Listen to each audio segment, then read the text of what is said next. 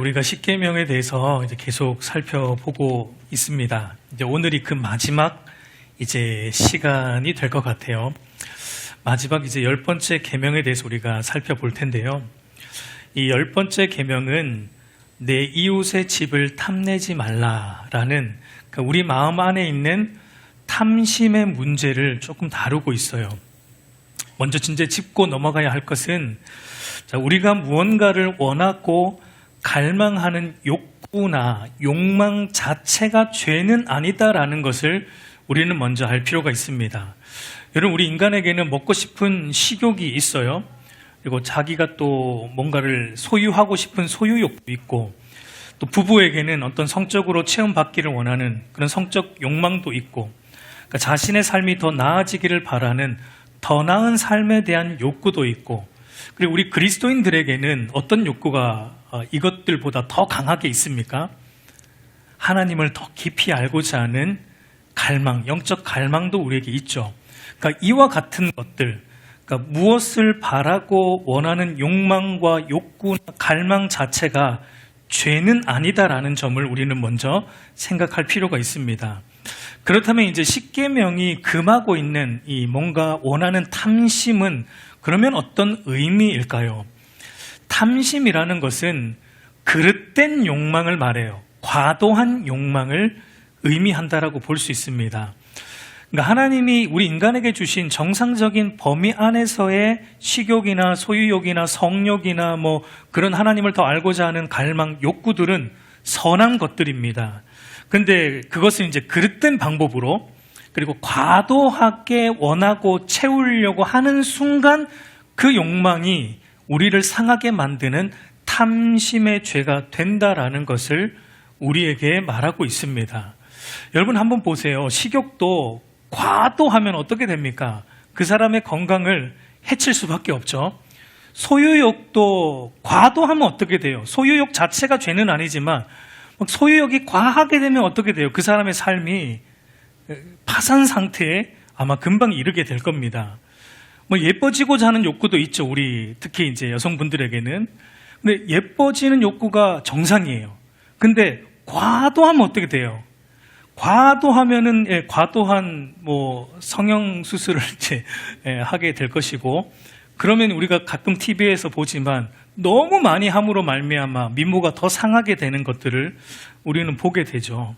하나님을 알고자 하는 것도 여러분 당연한 그리스도인의 욕구이죠. 갈망이에요. 근데 하나님을 알고자 하는 것도 정상적으로 성경이 말하는 범위에서 알고자 하는 건 좋은데, 이게 과도해지면, 성경을 벗어나서 알고 싶어서 과도하게 신비적인 것들을 찾아다니게 되면은 그 사람의 신앙도 망가지는 겁니다. 그러니까 이런 것들이 그러니까 하나님이 금하고 있는 탐심의 종류에 들어간다라고 볼 수 있습니다.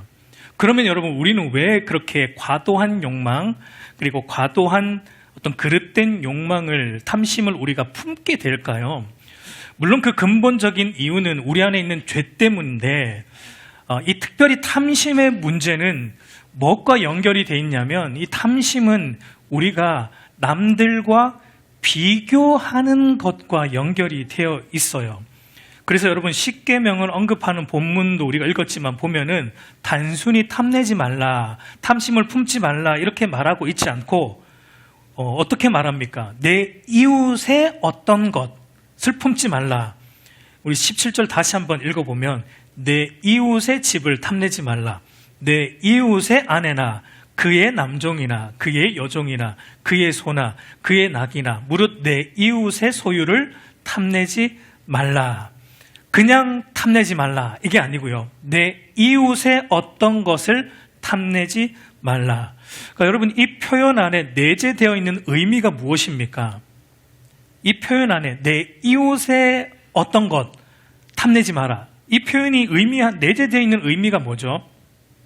그러니까 내게 있는 것과 다른 사람에게 있는 것을 비교하는 행위를 통해서, 그러니까 내게 없는 게 다른 사람에게 있을 때 시기하게 되고 부러워하게 되고, 나보다 더 많은 걸 가진 사람들의 것을 부러워하고 시기하게 됨으로 나오는 마음, 그게 바로 탐심이라고 말하고 있어요. 그러니까 여러분, 그렇게 되면 비교를 통해서 자꾸 나에게는 없는데 남에게 있는 걸 보기 시작하면 우리가 어떤 생각을 하게 됩니까? 저것이 나에게 있으면 나도 저 사람처럼 행복할 수 있을 텐데, 지금 내 삶이 행복하지 않은 이유는, 지금 내 삶이 불행한 이유는 저 사람의 집과 같은 집에서 내가 살고 있지 않기 때문이고, 지금 내 삶이 행복하지 않은 이유는 저 사람이 타고 다니는 외제차가 나에게는 없기 때문이고, 지금 내 삶이 불행한 이유는 저 사람의 남편과 같이 자상한 남편이 나에게 없기 때문이고, 옆을 돌아보시면 안 돼요. 지금 내 삶이 행복하지 않은 이유는 저 사람의 아내와 같이 예쁜 아내가, 요리 잘하는 아내가 나에게는 없기 때문이고, 지금 내 삶이 행복하지 않은 이유는 저 사람처럼 해외여행을 자주 다니지 못하기 때문이고, 지금 내 삶이 불행한 이유는 이것이 없고 저 사람에게 있는 이것이 없고 저것이 없어서이다. 이런 생각을 우리가 계속 하게 되거든요. 그러니까 저와 여러분 안에 이런 생각이 있다. 그게 탐심이에요. 하나님이 금하시는 탐심입니다. 남에게 있지만 내게 없는 것 되게 억울해하고 불평하고 원망하는 마음, 그리고 나보다 더 많이 가진 사람들에 대해 시기하는 마음, 그래서 어떻게든 나도 저 사람이 있는 건 나도 가져서 나도 저들처럼 행복해지겠다는 마음, 이것이 성경이 금하는 탐심이라고 볼 수 있습니다. 그래서 웨스트민스터 수요리 문답 81문을 보면 십계명의 소극적인, 이 십계명의 소극적인 측면을 이렇게 설명을 하는데, 십계명이 금지하는 것은 무엇입니까? 십계명이 금지하는 것은 우리 자신의 처지에 만족하지 않고 내 이웃의 성공을 시기하거나 배합하고 그 소유를 부당하게 탐내는 마음과 행동입니다. 그러니까 다른 사람들과 비교함을 통해서 나의 처지를 만족하지 못하는 거예요. 그럴 때 억울함이 생기고 시기함이 생기고 또 탐하게 되는 탐심이 생긴다라는 것을 보게 됩니다. 여러분 한번 생각해 보세요. 만약 지금 나에게 이 정도가 있습니다. 우리의 소유가 이 정도 있어요. 주시는 분이 누구시죠? 하나님이시죠. 지금 나에게 이 정도 있다면 하나님이 지금 나에게 허락한 분량이 이 정도 있다라고 하나님의 주권을 인정한다면 욕심낼 이유가 없어요. 만약에 지금 내가 가지고 있는 것 중에 일부를 잃어버렸습니다. 손해를 입었어요. 일부를 잃어버리고 손해를 입었을 때 주시는 분도 하나님이시지만 가져가시고 취하시는 분도 하나님이시다라는 하나님의 회수권을 인정한다면, 여러분 잃어버렸다고 손해보았다고 조금 속상하긴 하겠죠. 그러나 우리가 이것을 확실히 인정한다면 그래도 우리는 견뎌낼 수 있고 또 인정할 수 있죠. 너무 속상해하지 않을 수 있는 이유가 있는 거예요. 하나님이 주셨고 가져가신 분도 하나님이시기 때문입니다. 만약 여러분 더 많은 걸 하나님이 주셨다면, 그리고 이 모든 것이 주인은 하나님이시고 나는 이것을 관리하는 청직이라는 것을 우리가 확실히 인정하고 믿는다면, 많은 물질이 우리에게 주어졌을 때 여러분 우리가 우쭐댈 이유도 없고 그것을 가지고 나만을 위해서, 내 가족만을 위해서 쓸지도 않을 것이고 하나님과 그리고 이웃을 섬기는데 바르게 사용하게 될 것이 분명합니다. 그러니까 여러분 탐심이라는 것은 이것이 우리 안에, 이 믿음이 우리 안에 부족할 때 생기는 거예요. 하나님의 주권에 대한 믿음, 하나님의 회수권에 대한 믿음, 그리고 나의 청지기됨에 대한 그 인정이 우리 안에 없어지면, 그것이 사그라들면 우리는 탐심을, 과도한 욕심을 품게 된다라는 겁니다. 그런 점에서 여러분 성경은 탐심을 뭐와 같다라고 말합니까? 탐심은 곧 우상 숭배다라고 성경은 말하죠. 골로새서 3장 5절 말씀을 보면 그러므로 땅에 있는 지체를 죽이라 곧 음란과 부정과 사욕과 악한 정욕과 탐심이니, 탐심은 뭐라고요? 우상 숭배라고 말합니다. 여러분 성경은 분명 하나님이 우리 삶을 책임지시는 주권자라고 말하는데 우리 안에 탐심은 계속 우리에게 뭐라고 속삭이죠? 우리 안에 있는 탐심이 계속 우리에게 뭐라고 속삭이냐면, 내 주변을 봐라. 저 사람은 너보다 좋은 집에 살고 있잖아. 저 사람은 너보다 좋은 차 타고 다니잖아. 저 사람의 남편 보이니? 멋지잖아. 저 사람의 아내 보이니? 예쁘잖아. 저 사람의 자식 보이니? 공부 잘하잖아. 공부 잘하는 자식이 있잖아. 근데 너는 그런 거 없잖아. 그런데도 하나님이 너의 삶을 선하게 책임진다는 걸 믿는 거야? 천만에. 너를 행복하게 하는 것은 하나님이 아니고 저 사람들이 가진 것들을 너도 가질 때 비로소 너도 행복해질 수 있다. 그러니까 그거 가지기 위해서 너의 삶을 드려라 라고 우리 안에 있는 탐심이 궁극적으로 사탄이 속삭이는 것입니다. 그렇게 되면 여러분 그 사람의 삶이 어떻게 되죠? 그것만 있으면 내 삶이 더 나아지고 더 행복해질 것이라고 하는 그 무엇이 그 사람의 하나님이 되는 거예요. 그래서 우상숭배라고 말하는 겁니다. 그것이 그 사람의 하나님이 되고 그 사람이 원하는 그 무엇의 다스림을 그 사람이 받아지게 된다는 겁니다. 예를 들어서 저 사람에게 있는 저만큼의 돈이 나에게도 있어야 됩니다. 그래야 내가 행복해질 것 같아요. 나는 이만큼의 돈이 있는데 저 사람에게는 저만큼의 돈이 있어요. 그러니까 저걸 나도 가져야 행복해질 것 같아요. 그러면 그 사람의 삶의 목적과 존재 이유가 어떻게 됩니까? 그만큼의 돈을 소유하는데 그 사람의 존재 이유가 있고 살아갈 목적이 되는 거예요. 그러니까 그 사람에게는 지금 그만큼의 돈이 하나님이 되었다라는 것을 의미하기 때문에 이 탐심이라는 게 우상숭배다라고 성경이 말합니다. 여러분, 성경은 절대 돈을 소유하는 것 자체가 죄라고 우리에게 말하지 않습니다. 그러나 돈을 사랑하는 것, 과도하게 욕심내는 것, 그러니까 더 많은 돈이 있어야 행복해질 것이다라는 생각을 하고 있는 것은 죄라고 우리에게 말하고 있는 것입니다. 여러분, 그런데 대부분 이게 비교를 통해서 온다라는 거예요. 비교를 통해서. 근데 여러분, 이게 재물만은 아니에요. 십계명을 보면은 재물에 해당하는 내 이웃의 집과 뭐 소나 나귀 이런 것들도 있지만 또 뭐가 있습니까? 내 이웃의 아내나 남종이나 사람도 있다라는 것을 보게 됩니다. 우리 인간은 여러분 관계적인 존재잖아요. 그러니까 우리 인간은 사랑받기를 원하고 존중받기를 원합니다. 누구나 다 그렇습니다. 사랑받기를 원하고 존중받기를 원합니다. 예. 사랑해 주세요, 여러분. 예. 존중받기를 원해요. 근데 우리 집에 있는 남편을 보니까, 죄송합니다, 우리 남편분들, 제가 자꾸 남편을 얘기해서, 남편을 보니까 배는 이렇게 나와 있고 예. 늘어난 추리닝만 입고 다니면서 거기까지는 참을만 해요. 근데 자꾸 하는 말은 자꾸 아내의 신경을 건드리는 말만 해요. 내가 당신 만나서 이 모양에 그때 그 여자를 내가 놓치지 말았어야 되는데 이 말도 안 되는 말을 이제 하죠.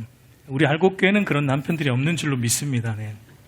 그런데 여러분, 그런 남편 보다가 옆집 남편을 보니까 얼굴과 몸은 장동건, 아내에게 하는 말과 행동은 최수종이에요. 비교가 안 되죠. 근데 이렇게 비교를 해보니까 어때요? 자기 삶이 불행해 보여요.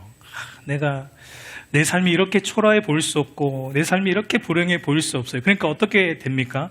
나도 저런 남편이 있었으면, 저런 남편에게 사랑받았으면, 저런 아내에게 사랑받았으면, 이런 마음을 계속 품게 되죠. 근데 이게 심해지면 어떻게 됩니까? 이게 과도하게 되면은 그 사람의 존재 이유와 목적이 사랑받는 것, 존중받는 것이 돼요. 그래서 이게 심해지면은 어디에서 체험을 받고자 합니까? 자꾸 남편이나 아내로부터 체험을 못 받으니까 어디에서 자꾸 체험을 받으려고 하죠? 믿는 그리스도인이라면 당연히 우리는 참 남편이신 그리스도에게 가겠죠. 그리스도에게 가서 그리스도의 사랑으로 채우고 우리 남편 그리스도의 존중으로 나를 채우고자 할 겁니다. 믿는 신자라면. 여러분들은 그렇게 하고 있을 줄 믿습니다. 근데 여러분, 불신자들, 불신 남편과 아내들, 아니면 믿음이 연약한 자들을 어디서 자꾸 채우고자 합니까? 집에서 못 채우니까 어디에서 채우고자 해요? TV에서 채우고자 해요. TV에 나오는 그 자상한 연예인 남편들 보면서, 최수종 보면서 자꾸 뭐 체험 받으려고 하고, 그러다가 이제 TV로 충족이 안 되면 밖으로 나가죠. 그러다 결국은 바람 나는 일들도 일어나는 것을 우리가 보게 됩니다. 그러니까 지금 그 사람에게는 사람이 주는 사랑과 존중이 하나님이에요. 그게 자기의 불행을 행복으로 바꿔줄 수 있는 자기의 구원입니다. 자기의 존재 이유가 된 겁니다. 그러니까 여러분, 저와 여러분 안에 저것만 있으면 내가 행복할 것 같아. 이게 뭔지 한번 보세요. 저것만 있으면 내 삶이 나아질 것 같고 행복할 것 같아. 그것이 바로 저와 여러분의 지금 하나님이고, 하나님이 아닌 다른 무엇이 그것일 때 우리는 탐심을 품고 있다라고 성경은 우리에게 말합니다. 여러분, 하나님만이 우리의 행복의 근원이 되십니다. 그래서 여러분, 십계명을 다룰 때 말씀드렸지만 하나님만이 우리의 행복의 근원이다라는 게 1계명이에요. 1계명. 하나님이 우리의 전부이다라고 말하는 게 1계명이었어요. 그러니까 1계명이 무너지면은 사실상 뒤에 나오는 모든 계명이 무너진다고 말씀드렸습니다. 그렇게 볼 때 지금 마지막 10계명도 지금 보세요. 우상숭배예요. 탐심은 우상숭배입니다. 내가 그렇게 원하는 그게 내 하나님이 된 겁니다. 그러면 10계명이 무너지면 또 어떻게 됩니까? 사실 앞 위에 있는 모든 계명도 무너지는 것도 10계명이 무너질 때 나타나는 현상입니다. 탐심이 깊어지면 결국은 어디로 가면, 탐심이 깊어지면 결국은 여러분, 그게 과도하게 되면은 탐심 때문에 살인하게 되고 간음하게 되고 도둑질하게 되고 거짓말하게 되고 하는 것으로 발전하는 것을 보기 때문입니다. 그러니까 탐심이 어떤 면에서 모든 죄들의 출발점과 같다고 말하고 있습니다. 그래서 여러분, 너는 나 외에 다른 신을 내 옆에 두지 말라라는 1계명과 이제 마지막 탐심을 품지 말라라는 10계명은, 그러니까 어떤 면에서 10계명 전체를 지금 앞뒤로 감싸고 있다라는 것을 우리가 볼 수 있습니다. 여러분, 어쩌면 우리가 부모를 공경하라, 살인하지 말라, 간음하지 말라, 도둑질하지 말라, 거짓말하지 말라, 이런 5계명부터 9계명까지를 보면서 우리는 은연중에 그래도 내가 나름 잘 지키고 있다라는 생각을 할 수도 있습니다. 물론 그 깊은 의미를 알면 우리가 그 생각을 못하지만 어쨌든 우리의 행동 차원에서만 보면 부모 공경과 살인과 간음과 도둑질, 거짓말 이런 것들을 어느 정도 그래도 우리가 나름 잘 지키고 있는 범주 안에 들어간다라고 여길 수 있어요. 왜냐하면 딱히 드러나 보이진 않거든요. 우리가 막 그렇게 딱히 드러나게 그런 것들을 어기고 있는 것이 우리에게 보이지 않기 때문이에요. 그런데 마지막 10계명에 와서 하나님은 그 생각을 완전히 와장창 무너뜨리고 있다라고 볼 수 있습니다.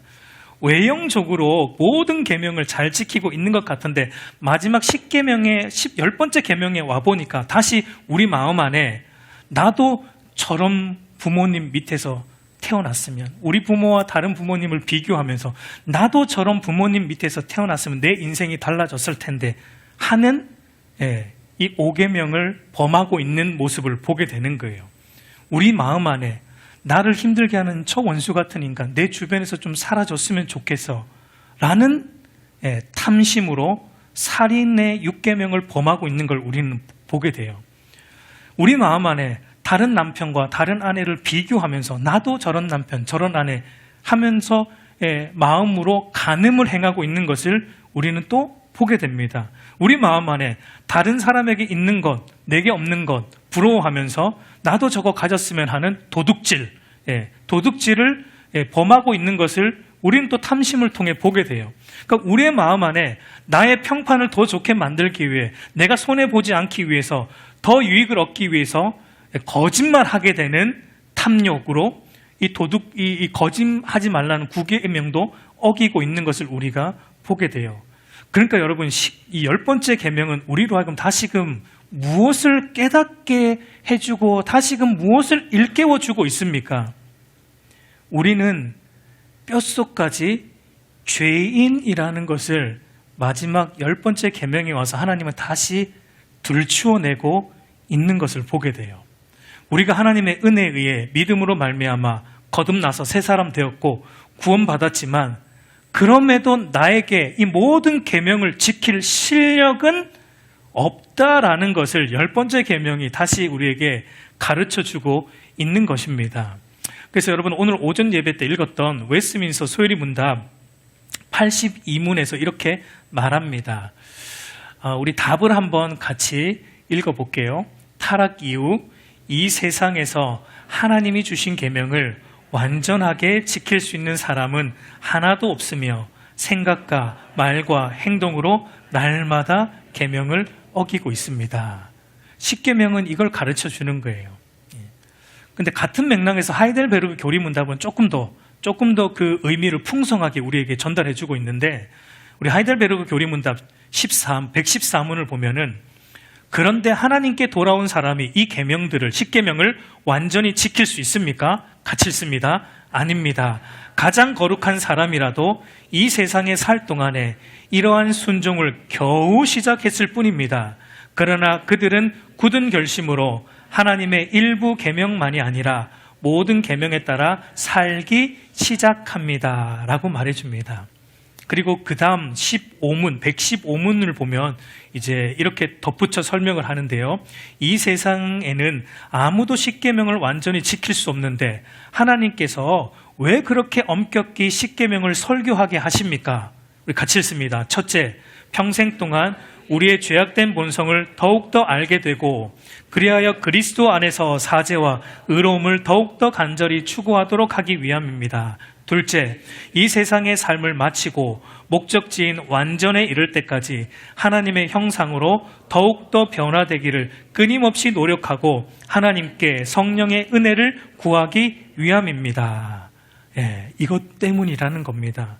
그러니까 여러분, 십계명은, 10번째 계명은 다시금 우리 안에 이 모든 계명을 지킬 실력이 나 안에 없다라는 것을 보게 함으로 우리가 엎드리게 만드는 거예요. 성부 하나님 앞에 엎드려서 성부 하나님만이 나의 믿음과 삶을 지탱해 주시는 분이심을 고백하게 만듭니다. 이 십계명은 우리 안에 지켜낼 실력이 없음을 뼈저리게 보게 함으로 다시 성자 하나님 앞에 엎드리게 만드는 거예요. 그래서 예수님의 십자가와 부활로 이루신 사죄와 의로움만을 간절히 찾고 구하도록 하는 게 이 10번째 계명입니다. 이 10번째 계명은 우리 안에 이 계명을 지킬 실력이 없음을 뼈저리게 보게 함으로 다시 성령 하나님 앞에 나아가서 성령 하나님의 은혜와 도우심을 구함으로 모든 계명들을 기쁨과 즐거움으로 지킬 수 있도록, 그래서 하나님의 사람으로 형상으로 변화되어 가도록 성령의 도우심을 구하게 하는 것이 10번째 계명이다라고 말하고 있어요. 그래서 여러분, 이렇게 날마다 성부 하나님, 성자 예수님, 성령 하나님 앞에 우리가 나아가서 도우심을 구하고 의지할 때 이제 삼위 하나님께서 우리 안에 탐심을 몰아내어 주세요. 탐심을 몰아내어 주시는데 우리 안에 무엇을 깨닫게 하심으로 탐심을 몰아내어 주십니까? 첫 번째는 내 주 예수를 아는 것이 가장 값지다라는 것을 깨닫게 하시고 채우심으로 우리 안에 있는 세상에 대한 탐심을 몰아내어 주세요. 우리 전도서 1장 2절 한번 같이 보겠습니다. 전도자가 이르되 헛되고 헛되며 헛되고 했더니 모든 것이 헛되도다. 빌립보서 3장 7절 8절도 있습니다. 그러나 무엇이든지 내게 유익하던 것을 내가 그리스도를 위하여 다 해로 여길 뿐더러 또한 모든 것을 해로 여김은 내 주 그리스도 예수를 아는 지식이 가장 고상하기 때문이라. 내가 그를 위하여 모든 것을 잃어버리고 배설물로 여김은 그리스도를 얻고. 여러분, 사도 바울의 경험을 볼 때 이 세상의 것들이 허망하다라는 걸 어떻게 깨닫게 되고, 그리고 이 세상의 것들에 대한 그 탐심을 우리 안에서 몰아낼 수 있는 것은 어떻게 이루어질 수 있는가? 사도 바울의 경험을 보면 예수 그리스도가 가장 값지고 가장 귀하다라는 게 머리로가 아니라 진실로 우리의 심령을 칠 때, 깨달아질 때, 그리고 그 내 주 예수를 아는 것으로 나 자신을 온전히 채웠을 때, 그때 우리 안에 있는 세상 것들에 대한 탐심이 몰아내어지게 되어 있습니다. 여러분, 우리가 손에 어떤 걸 붙들고 있습니다. 아주 값진 거예요. 아주 귀한 거예요. 근데 저기 옆을 보니까 더 값지고 귀한 게 보입니다. 그럼 여기 내 손에 들고 있는 거 어떻게 보일까요? 그래도 나는 이게 좋사오니. 이렇게 아니잖아요. 그 옆에 있는 너무나 귀하고 값진 게 보고 난 다음에는 내가 들고 있는 게 이게 별로 값진 게 아니었구나. 그걸 여러분 깨닫게 되듯이 우리가 예수 그리스도를 제대로 모를 때는 이 세상 게 전부인 줄 알았어요. 이 세상의 것들이 이렇게 아름다운 거인 줄 알았어요. 근데 예수 그리스도를 진실로 깨닫고 나니까 참 하나님이 우리를 구원하고자 인간의 몸을 입고 오신 참 하나님이시자 참 사람이신 우리 이성으로 도무지 이해할 수 없는 신성과 인성을 동시에 가지고 계신 그 놀라운 예수 그리스도를 진실로 깨닫고 그분을 만나고 나니까 이것보다 귀한 게 안 보이는 겁니다. 그게 사도 바울의 고백이에요. 그러고 나니까 사도 바울이 그 이전에 손에 들고 있었던 자기의 학벌과 자기 지위와 자기의 물질과 모든 것이 이제는 배설물처럼 여겨졌다라고 지금 바울이 고백하고 있는 거예요. 그러니까 여러분 우리가 탐심을 버릴 수 있는 것은요. 버려야 돼. 이렇게 한다고 버려지지 않습니다. 욕심내지 말아야지. 이렇게 한다고 결단으로 되는 문제가 아니에요. 그걸 버릴 수 있는 것은요, 우리 안에 예수로 채워질 때 가능한 거예요. 진실로 우리 안에 예수로 충만하면 누가 안 버리라 그래도 바울처럼 버립니다. 배설물로 여기게 되어 있는 거예요. 여러분, 우리가 하나님 앞에 엎드리고 하나님 앞에 매 순간 나아갈 때 하나님이 우리 안에 그 일을 행하세요. 예수로 채워주시는 거예요. 성령 하나님이 하시는 일이 그거라고 했잖아요. 성령 하나님은 그리스도의 영이기 때문에 성령 하나님의 도우심을 구할 때 성령이 우리에게 하시는 일은 우리 안에 예수로 채워주심으로 우리 안에 예수가 아닌 다른 것들을 몰아내어 주시는 것입니다. 그게 첫 번째고요. 두 번째는 우리 안에 또 뭘 깨닫게 하심으로 탐심을 몰아낼 수 있도록 우리를 인도하시냐면 하나님이 우리의 삶을 선하게 책임지신다는 것에 대해 확신으로 채워주심으로 우리 안에 있는 탐심을 몰아낼 수 있도록 인도해 주십니다. 마태복음 6장 31절에서 33절 말씀 같이 읽겠습니다. 그러므로 염려하여 이르기를 무엇을 먹을까, 무엇을 마실까, 무엇을 입을까 하지 말라. 이는 다 이방인들이 구하는 것이라. 너희 하늘 아버지께서 이 모든 것이 너에게 있어야 할 줄을 아시느니라. 그런즉 너희는 먼저 그의 나라와 그의 의를 구하라. 그리하면 이 모든 것을 너희에게 더하시리라. 여러분, 하나님이 어떻게 하신다라고 말합니까? 이 모든 것이 너희에게 있어야 할 줄을 아시고 채우시고 공급하여 주신다라고 말씀하고 있습니다. 여러분, 이것을 믿습니까? 이것을 진실로 믿는다면 우리 안에 더 욕심낼 이유도 사라지게 되는 것입니다. 근데 여러분, 우리는 사실은 우리가 볼 때는 정말 하나님이 나를 채워주시는 게 맞는가 이렇게 의심이 들 때가 있죠. 물론 연약하기 때문에. 그러나 여러분, 우리가 훈련을 해야 돼요. 뭘 훈련해야 되냐면 하나님의 시각으로 나의 삶을 보는 훈련을 해야 됩니다. 나의 시각으로 나의 삶을 보면은 여러분 항상 부족해요. 항상 뭐가 더 있어야 돼요. 우리는 늘 이렇게 말하잖아요. 이것만 있으면 좋겠다. 그래도 여러분, 우리가 양심이 있습니다. 많이는 안 바래요. 우리가 하나님 앞에 양심이 있어서 하나님 이것만 주세요. 이것만 있으면 제가 원이 없겠어요. 하나님, 제가 뭐 많은 건 안 바랍니다. 하나님 이것만 주세요 라고 우리는 그래도 나름 양심이 있기 때문에 많이 안 바래요. 그런데 문제가 뭡니까? 이것이 끝도 없다라는 게 문제예요. 이것만 주세요라는 게 끝이 없어요. 이것 채워지면 저것이 부족하고 저것 채워지면 또 이것이 부족해요. 계속 이것만 주세요가 되는 거예요. 그러나 여러분, 늘 여러분 묵상을 하고 그분을 바라보십시오. 우리 아버지 하나님을 바라보세요. 항상 좋은 것으로 우리에게 주시는 아버지 하나님의 시각으로 나의 삶을 보는 훈련을 하십시오. 그러면 여러분, 우리 안에 자족할 수 있는 힘이 생기는 겁니다. 사도 바울이 그래서 이런 말을 하잖아요. 빌립보서 4장 11절에서 13절을 보면 내가 궁핍함으로 말하는 것이 아니니라. 어떠한 형편에든지 나는 자족하기를 배웠노니 나는 비천에 처할 줄도 알고 풍부에 처할 줄도 알아. 모든 일 곧 배부름과 배고픔과 풍부와 궁핍에도 처할 줄 아는 일체의 비결을 배웠노라. 왜? 이 비결을 어디에서 배웠다고요?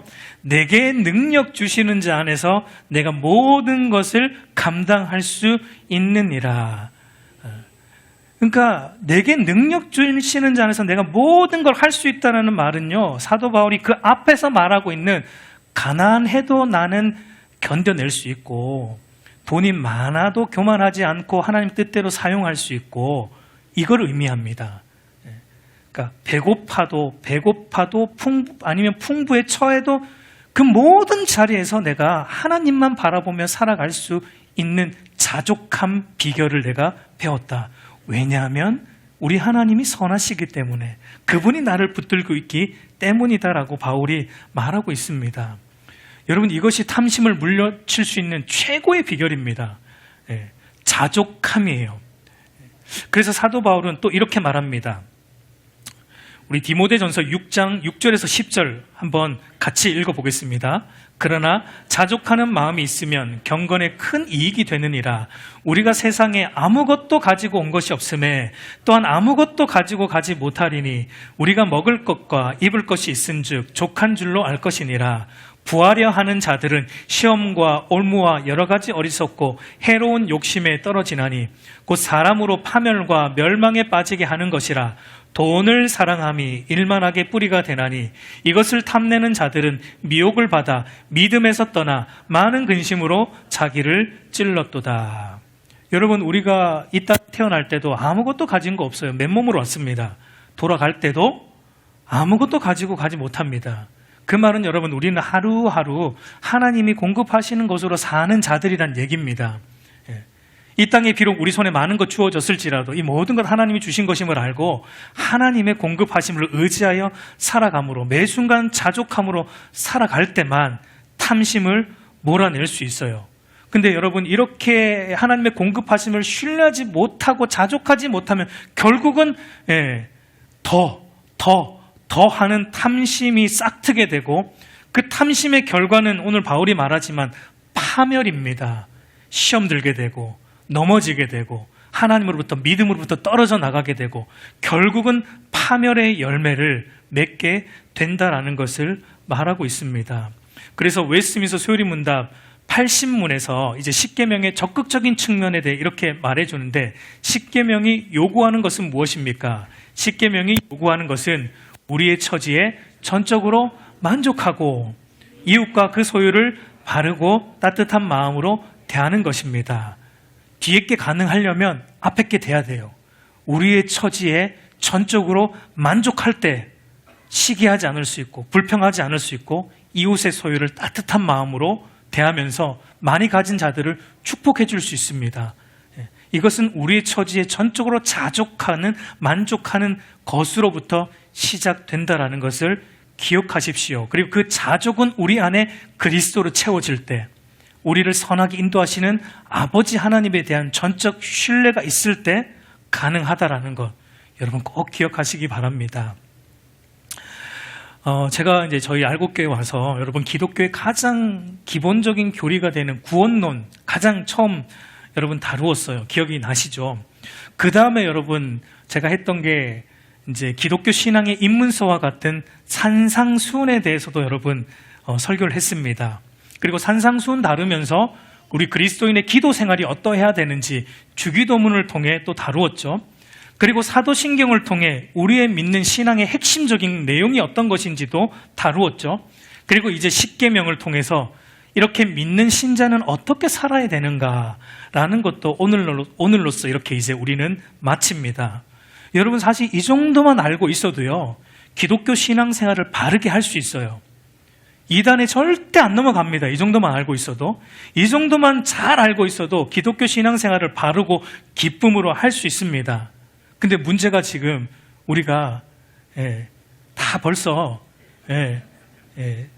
한 80%는 잊어버렸다는 게 문제이죠. 아마 구원론은 거의 99%일 것 같기도 하고요. 그래서 저는 주기적으로 할 생각입니다. 예, 주기적으로 한 5년 정도 텀을 두고 구원론, 산상수훈, 주기도문, 사도신경, 십계명 재탕할 겁니다. 또 새롭게 해서 할 겁니다. 물론 예, 새롭게 연구해서 한 5년 텀으로 또 이거 반복할 거예요. 왜냐하면 이거 너무 중요하거든요. 이것이 기독교의 여러분 핵심이에요. 이것만 바르게 알아도 성경이 이해가 되고요. 바르게 또 신앙생활을 할 수 있기 때문이에요.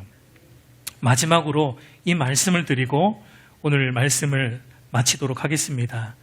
여러분, 십계명은 하나님이 우리에게 주신 무거운 짐과 같은 의무사항이 아닙니다.